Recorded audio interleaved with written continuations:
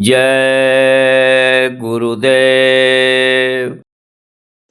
हमरे हित गुरुदेव जी धारे मनुज स्वरूप, मूरख मन पतियाए नहीं, भटकी फिरे भव को। यही विधि बीते जन्म बहु, नहीं कीन्ही परतीत। कृपा करो अब सतगुरु, धारूं भक्ति रे।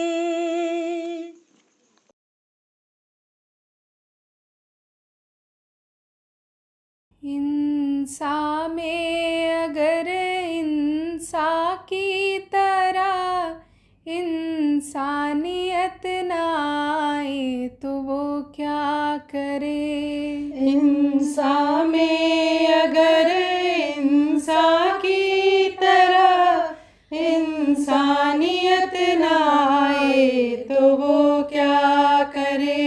देने वाले ने दुनिया की हर चीज दी, पाने वाला न पाए तो वो क्या करे। देने वाले ने दुनिया की हर चीज दी, पाने वाला न पाए तो वो क्या करे। अक्ल दी शक्ल दी दे दिया कुल जहां, मुँह दिया मुँह में दी उसने मीठी जुबान। अक्ल दी शक्ल दी दे दिया कुल जहां, मुँह दिया मुँह में दी उसने मीठी जुबान। हर तरीका दिया हर सलीका दिया, गर समझ जो न पाए तो वो क्या करे। हर तरीका दिया हर सलीका दिया, गर समझ जो न पाए तो वो क्या करे। तुझको जीवन मिला सबका उपकार कर, यह तो अनमोल हीरा न बेकार कर। तुझको जीवन मिला सबका उपकार कर, यह तो अनमोल हीरा न बेकार कर। नाम करना था रोशन धर्म के लिए, पाप तू जो कमाए तो वो क्या करे। नाम करना था रोशन धर्म के लिए, पाप तू जो कमाए तो वो क्या करे। जीना चाहो तो जीने की दी जिंदगी, बंदा परवर ने बंदे को दी बंदगी। जीना चाहो तो जीने की दी जिंदगी, बंदा परवर ने बंदे को दी बंदगी। बंदगी बंद कर बंदगी आदमी, चुन के अंगार खाए तो वो क्या करे। बंदगी बंद कर बंदगी आदमी, चुन के अंगार खाए तो वो क्या करे। लाखों दी न्यामते तेरे आराम को, कैसा खुद गर्ज भूला तो भगवान को। लाखों दी न्यामते तेरे आराम को, कैसा खुद गर्ज भूला तू भगवान को। जर्रे जर्रे में है वो समाया हुआ, देख तू जो न पाए तो वो क्या करे। जर्रे जर्रे में है वो समाया हुआ, देख तू जो न पाए तो वो क्या करे। इंसान में अगर इंसान की तरह इंसानियत न आए तो वो क्या करे। इंसान में अगर इंसान की तरह इंसानियत न आए तो वो क्या करे। देने वाले ने दुनिया की हर चीज़ दी, पाने वाला न पाए तो वो क्या करे। देने वाले ने दुनिया की हर चीज दी, पाने वाला न पाए तो वो क्या करे। जय गुरुदेव। जय गुरुदेव।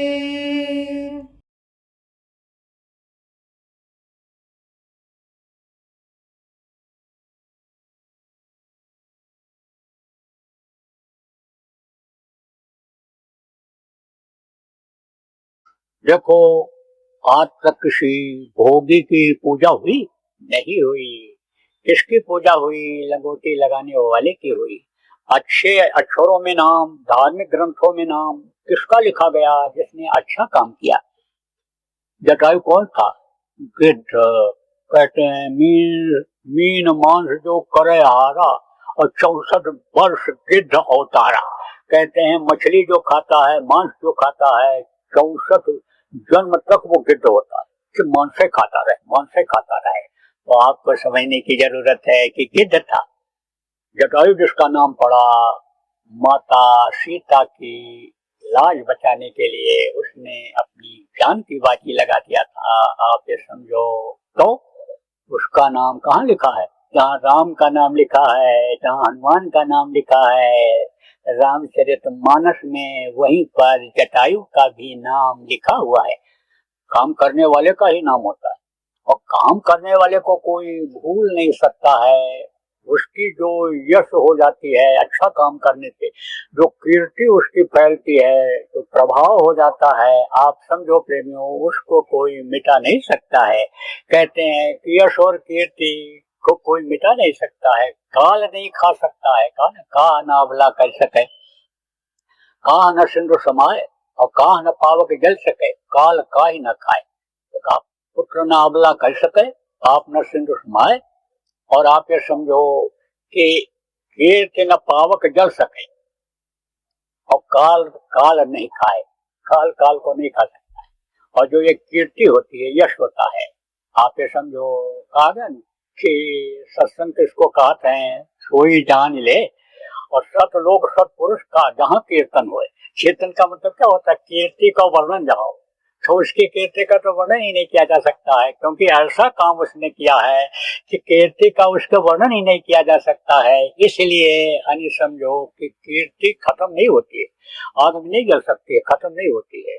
तो समझो कि कह रहे हो धन कमा लेंगे, कह रहे हो दुकान दो ठो खोल लेंगे, कह रहे हो कि हम अपने समाज में बिरादरी में कोई काम कर देंगे तो उससे नाम हो जाए।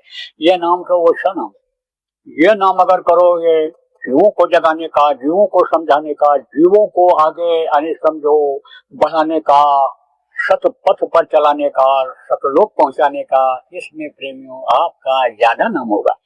देखो, हम उपदेश करते हैं आपके सामने, लेकिन हम क्या थे?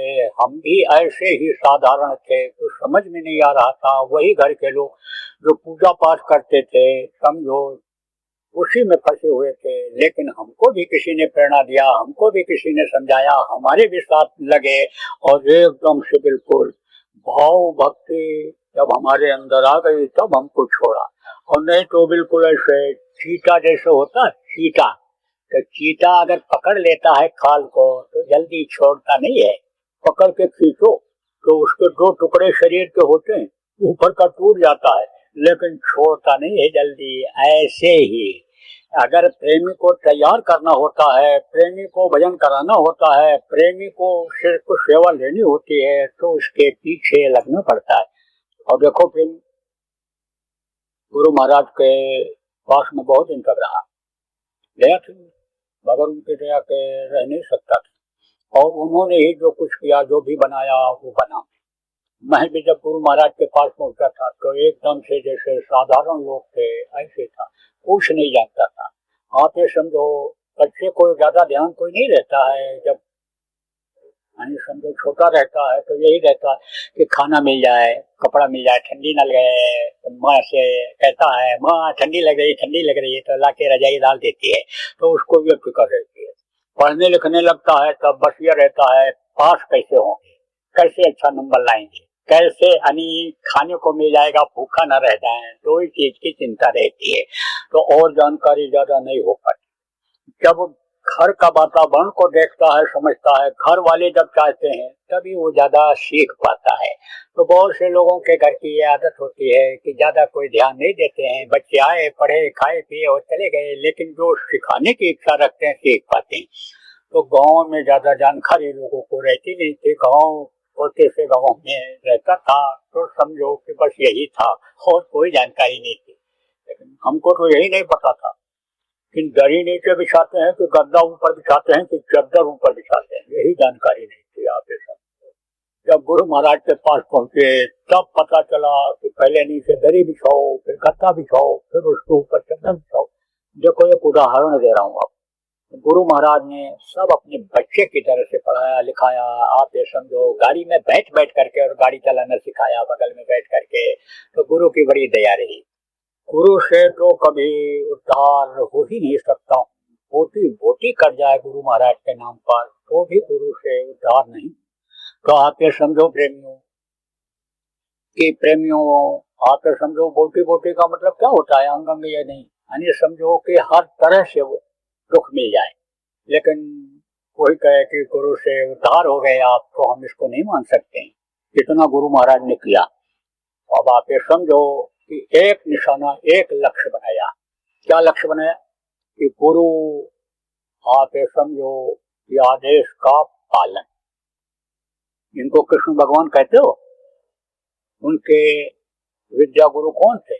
संदीपनी। तो उनके आश्रम पर पढ़ने के लिए गए थे। पहले आश्रमों पर ही लोग पढ़ने के लिए जाते थे। गुरु ग्रह पढ़न गए रघुराई, अल्पकाल विद्या सब पाई। समझो रघुराम भी गए थे। कहाँ? गुरु ग्रह। ग्रह किसको कहते हैं? जहाँ रहते हैं। तो कुटिया बना करके रहा करते थे ये लोग, उपदेश करने वाले या जो महात्मा संत होते थे वहाँ रहा करते थे, तो वहीं पर रहते थे। और भी समझो उनके समझो कि विद्यार्थी साथी वहाँ रहते थे। तो एक दिन क्या किया, गुरु ने कहा है संदीपनी। बोले गुरु जी। तो कहा उनका लड़का था गुरु जी का, संदीपनी उसके गुरु का। कहा इसको उठा के गड्ढे में डाल दे। बस उनके लड़के को उठाया और गड्ढे में डाल दिया। और गड्ढे में ज्यादा पानी तो था नहीं, और लड़का उसमें अपना डूबने लगा।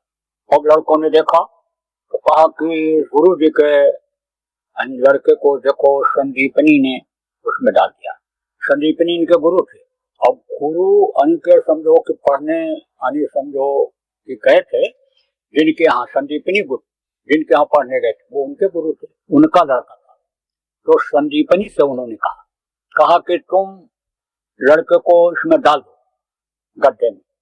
अब जब वो डूबने लगा तो जो संदीपनी के साथी थे दौड़ करके गए, पहले तो लड़के को निकाले और फिर लगे मारने उसको। संदीपनी मार खाता रहा, लेकिन ये नहीं कहा कि गुरुजी ने कहा था कि डाल दो, ये नहीं कहा। मार खाता रहा, लेकिन गुरुजी ने बचाया, कहा छोड़ दो इसको, अब मत मारना। तो भी कहते कहते 4-6 और पड़ गया। हाँ करते ना करते भी अपनी लोग ख्वाहिश मिटा लेते हैं, जब गुस्से में आते हैं सबकी पूर्ति कर लेते हैं। तो आप ये समझो क्रोध जब आता है आदमी को तो जल्दी कंट्रोल नहीं होता है। कच्चे क्रोधित हो गए थे कि गुरु जी के लड़के को उसमें डाल दिया। कुछ नहीं बोले गुरु जी, और गुरु जी उसी तरह व्यवहार संदीपनी से करने लगे। और अच्छे थे, पढ़ने में थे लड़के, लेकिन कहते हैं कि ज्यादा कोई पढ़ लिख लेता है, ज्यादा विद्वान हो जाता है तो मनमुखी हो जाता है, फिर वो ज्यादा तर्क वितर्क करने लगता है। यही कारण है कि देखो ये ज्यादा पढ़े लिखे लोग हैं जो ज्यादा वेद पढ़ते हैं, ज्यादा शास्त्र पढ़ते हैं, ज्यादा किताबों को पढ़ते हैं, वो उलझ जाते हैं और उनकी शंका पे शंका पैदा होने लगता है और उसी में समाधान करने में ही उनका सारा समय निकल जाता है। सोच ही नहीं पाते हैं कि क्या करें क्या न करें, किसके पास जाएं, क्या करें, कुछ समझ में नहीं आता। लेकिन कहा गया ये कई साधे सब सधे, सब साधे सब जाए। एक को अगर पकड़ लिया जाए और उसी की बात को मान लिया जाए, पक्का विश्वास के साथ मान लिया जाए, आदेश का पालन किया जाए तो बहुत कुछ मिल सकता है। संदीपनी बहुत तेज नहीं थे पढ़ने में, साधारण ही थे, लेकिन गुरु के भक्त थे, विद्या गुरु के भक्त थे। फिर एक दिन क्या कहा गुरु जी ने संदीपनी के गुरु ने एक दिन कहा, कृष्ण भगवान के जो गुरु कहा, एक दिन कहा उनसे, ये झोपड़ी में लगा दे, आप झोपड़ी में आग लगा दे। वह उन्होंने फट से आग लगा दिया झोपड़ी में, ओ लगी झोपड़ी जलने। और लोगों ने कहा मारो मारो, हाथ तो छोड़ना ही नहीं है, गुरु जी भी चाहे कहें लेकिन हाथ तो नहीं छोड़ना, हाथ तो इसको बैलगाड़ी पर लदवा करके इसके घर भेजना है, इतनी मार मारा जाएगा। ओ सब टूट पड़े, पहले तो घर बुझाए और घर बुझा करके टूट पड़े। गुरुजी उठ करके गए, छुड़ाए। हाँ, एक दो गुरुजी के भी हाथ में लग गया, गुस्से में लड़कों मारा पीटा। अब सब लोग पढ़े लिखे और पढ़ लिख करके चले गए। गुरुजी का जब अंतिम समय आया तो खबर लगी लोगों को गुरुजी बहुत बीमार हैं, तो चल करके अंतिम दर्शन कर आए। जब पहुंचे तो गुरुजी के वो जो लोग भेंट दक्षिणा दे गए थे, जो सामान दे गए थे, वो अपने बच्चों को जिनको पढ़ाए थे, जो आता रहा समझो प्रसाद रूप में, वो देते गए। संदीपनी गए जब खड़े हुए, बोले भाई संदीपनी, तुमको देने के लिए तो मेरे पास तो कुछ है ही नहीं, तुम तो इस तरह से आदेश का पालन किए कि उसके बदले में मैं तुमको दुनिया की क्या चीज दूं। लेकिन जाओ, मैं तुमको आशीर्वाद देता हूँ कि जो वक्त के महापुरुष होंगे, जिनको लोग त्रिलोकीनाथ कहेंगे, जिनको लोग भगवान कहेंगे, उनके तुम गुरु बनोगे, उनके तुम गुरु बनोगे। तो कृष्ण के गुरु संदीपनी थे। तो गुरु के आदेश का पालन का बहुत कुछ मिलता है प्रेमियों, मुझे भी वो चीज मिली। गुरु के प्रति पूरा श्रद्धा है, विश्वास है। इसीलिए देखो 74 साल की उम्र हो गई, लेकिन इस उम्र में बराबर गुरु के काम को और गुरु के नाम को बढ़ाने में लगा हुआ हूँ, जन जन तक पहुँचाने में लगा हुआ हूँ। गुरु महाराज का जो मिशन था, गुरु महाराज जो चाहते थे, उसको लोगों तक पहुँचाने में, फॉलो कराने में लगा हुआ हूँ। अब उसको ये जानकारी हो गई कि प्रभु है, जैसे अनुभव होता है, प्रभु की ताकत होती है, ताकत का अनुभव होता है, वो ताकत को देखा नहीं जा सकता है।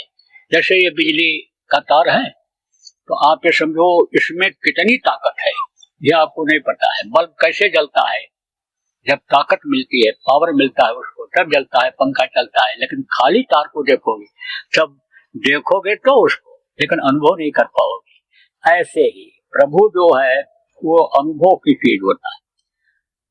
तो वो सोचता रहता था ज्ञान कैसे मिलेगा, कोई आता था तो कहता था ज्ञान कैसे मिलेगा, ज्ञानी में कैसे हो सकता हूँ। ज्ञान का मतलब वही ऊपरी चीजों की जानकारी, तत्वों की जानकारी, ऊपरी तत्वों। तो कोई कहता तीरथ चले जाओ, तो कोई कहता जाओ जल चढ़ाओ, कोई कहता मंदिर में प्रसाद चढ़ाओ, कोई कहता आरती करियो, कोई कहता जाओ नदियों में स्नान करियो। सब किया उसने, लेकिन शांति उसको नहीं मिली, संतुष्टि उसको नहीं मिली। फिर पंडित जी उनके यहाँ आते थे पूजा करने के लिए। एक दिन उनसे पूछा, पंडित जी से पूछा कि समझो कि कैसे मुक्ति मिलेगी, कैसे समझो कि शांति मिलेगी, किस तरह से बोध होगा। तब उन्होंने कहा कि भागवत पढ़ो, भागवत कराओ। भागवत कराया 7 दिन। अब उन्होंने सब उदाहरण दिया कि परीक्षित का ऐसे हुआ, उनका ऐसे हुआ, भागवत से ये लाभ मिला, यही जानकारी उनको थी। तो कहा आपका भी उद्धार उसी से हो जाएगा। जब उन लोगों का हो गया जिनका इतिहास में नाम लिखा हुआ था, बताया, तो आपका भी हो जाएगा। कुछ नहीं हुआ, कुछ नहीं हुआ।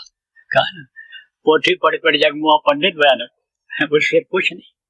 आप ये समझो ढाई आखर वही जो बताया आपको, शब्द साध अभाव शब्द का ज्ञान जब होता है, शब्द का बोध जब होता है तब होता है, तो कुछ नहीं हुआ। तो फिर कहा पंडित जी से, पंडित जी कुछ नहीं हुआ, आपने जो भी बताया आप पर हमको विश्वास है, आपसे पूजा पाठ इसीलिए कराता हूँ, कोई चीज पूछता हूँ आप बताते हो। तो ये जो विद्याएं हैं, ज्योतिष है, हस्तरेखा है, ये सब ये जो गणना है, इससे भी आदमी को जानकारी हो जाती है तो फायदा मिल जाता है। लेकिन किसमें फायदा होता है? दुनिया की चीजों में फायदा होता है। दुनिया की चीजें मिल जाती हैं, जो नाशमान है, जिसको छोड़ना है, जहाँ जाना है अपने देश अपने घर, उसकी जानकारी इससे नहीं हो पाती है।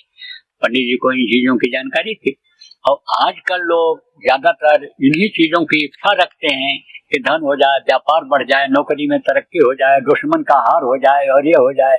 इसीलिए आंतरिक तांत्रिक और ये जो इस तरह के लोग होते हैं, कोई कंठी लटका देता है गले में, रुद्राक्ष पहनो, कोई अंगुली में कहता है ये हीरा पहन लो, मोती पहन लो, नीलम पहन लो, ये कर लो, यही सब कराते हैं लालच में, दुनिया की चीजों। और अपने समझो ऐसे ही पंडित जी से फायदा होता था, पूजा पाठ राजा कराता था। तो एक दिन बड़ा दुखी होकर बोला, कहा कि कुछ नहीं हुआ, बहुत मैं परेशान हूँ इस बात के लिए। तो जब आदमी के अंदर परेशानी होती है तो कहा ना कि ये जीवात्मा सबकी उस मालिक से जुड़ी हुई है, तो किसी न किसी रूप में आवाज वहां पहुंच जाती है। तो उसने कहा अच्छा हम सोच के बताएंगे। तब पंडित जी ने दूसरे दिन बताया, कहा कि एक महात्मा रहते, चुपचाप ध्यान लगाए रहते हैं, भजन करते रहते हैं, और वो हमको बहुत अच्छे लगे, क्योंकि वो जब धार उतरती है धार जब वो उतरती है तब छिपा नहीं रह जाता है, छिपा नहीं रह जाता है धार। अब ये धार सब पर उतरती भी नहीं है, धार के लिए जो कोशिश करता है उस पर उतरती है, और पता चल जाता है चेहरा मोहरा रंग रूप में कुछ और दिखाई पड़ने लगता है। तो पंडित जी अपने संयम नियम के तो पक्के थे ही, यानी गंदगी ज्यादा थी नहीं उनकी। कोई भी पूजा पाठ करे, किसी भी देवी देवता का करे, नियम से करे, झूठ न बोले, बेईमानी न करे, चोरी न करे, ठगी न करे, किसी को तकलीफ न दे, सेवा भाव रखे, परोपकार रखे, तो भी अन्य लोगों से उसका मन साफ रहेगा, उसके कर्म खराब जमा नहीं होंगे। तो आचरण के शुद्ध तो थे ही, पहचान गए कि ये सिद्ध पुरुष लगते हैं। तो कहा कि महाराज उनसे पूछा जाए। तो कहे कि तो उनको बुलवा लो। बोले कि वो आएंगे नहीं, ऐसे कहीं नहीं जाते, और आप यहाँ तो आएंगे ही नहीं, क्योंकि आप यहाँ तो राज द्वारे साध जन, 3 बात को जाएं, क्या माया क्या मीठा क्या मान। राजा लोगों के यहाँ सम्मान बहुत मिलता था, मीठा खूब बढ़िया खाने को मिलता था, और चलते समय दक्षिणा मिल जाता था, तो इसीलिए जाते थे। बोले महाराज जिसको कछु न चाहिए सोई सहनशाह, चाह गई चिंता गई, मनवा बेपरवाह। उनका तो मनवा बेपरवाह है, मिल जाता है तो खा लेते हैं, नहीं मिलता है तो भूख ही खा लेते हैं। समझो कि वो रोटी नहीं मिलती तो भूख खा करके सब्र कर लेते हैं, वो तो मिल गया तो लंगोटी लगा लिया, नहीं तो नंगे भी रह जाते हैं। वो तो आपके यहाँ ऐसे नहीं आएंगे। तब राजा ने सोचा कि ग्रंथों में लिखा हुआ है कि मान रखते हैं, सम्मान यानी समझो कि यानी कद्र करते हैं किसकी, यानी भावना की। अगर हम दीन होकर के उनको बुलाएंगे तो आ सकते हैं। तब उन्होंने कहा, अपना आदमी भेजा उनके साथ और कहा जाओ कहो आकर के हमको दर्शन दे जाए, हम परिस्थितियों में घिरे हुए हैं और हम आएंगे तो हमारे साथ और लोग आएंगे, और फिर जो है आपके इस काम में, जिस काम में आप लगे हुए हो, ध्यान में लगे रहते हो, प्रभु को याद करते रहते हो, उसमें बाधा पड़ जाएगी। कहा कि जाओ, जब कहोगे इस बात को कहोगे, अपने आदमी से कहा, भेजा अपने नजदीकी सेवादार को, तब महात्मा जी आ जाएंगे। आप समझो मान रखेंगे, इच्छा को वो पहचान जाएंगे। तो आ गए महात्मा जी आए भाई बुलाने पर। राजा ने हार्दिक इच्छा व्यक्त किया कि आ जाए, तो आ गए। तो पूछा यही सवाल, महाराज बहुत कुछ किया लेकिन शांति नहीं मिली, उद्धार का कोई रास्ता नहीं दिखाई पड़ा, मुक्ति मोक्ष का कोई रास्ता नहीं दिखाई पड़ा। तब बोले राजा, महात्मा जी बोले कि 1 मिनट के लिए तू अपना अधिकार मुझे दे दे। तो बोले दे दिया, जो मैं कहूं वो होने दो। बोले ठीक है। सोचा 1 मिनट में क्या कहेंगे या कर लेंगे। तो वहीं पर खड़ा हुआ था सिपाही, सिपाही से कहा कि पंडित जी को बांध दो।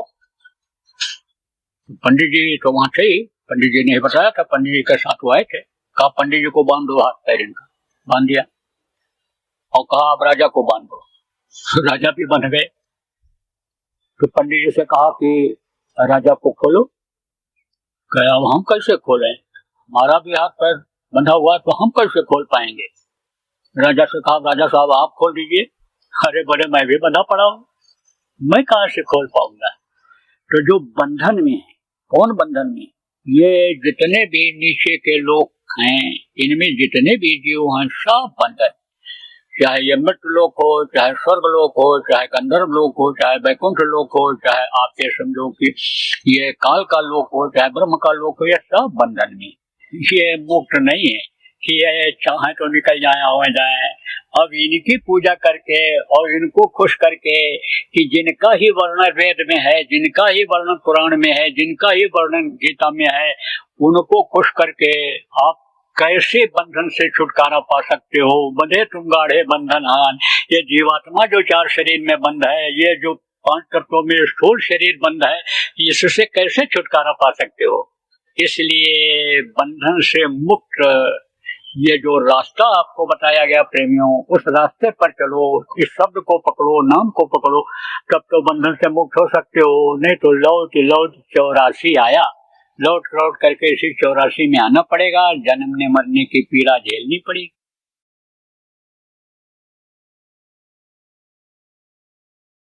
जैसे देखो प्रेमियों,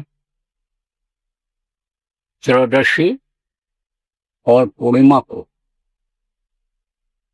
बहुत स्थानों पर आप प्रेमी इकट्ठा होते हो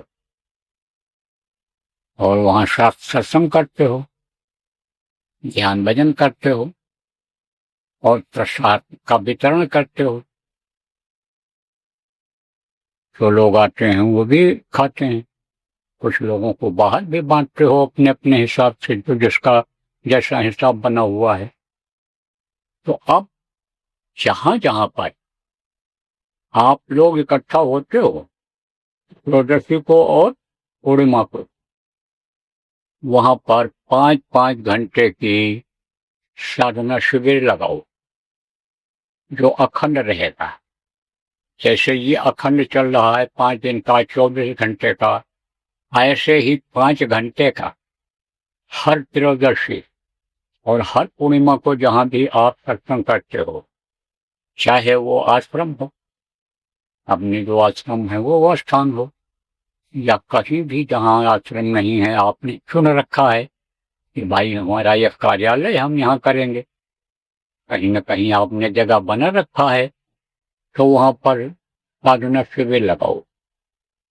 जो हम त्रयोदशी और पूर्णिमा को सत्संग होता है जहां जहां, वहां भी अखंड ही चलेगा, वहां भी अखंड ही चलाना है।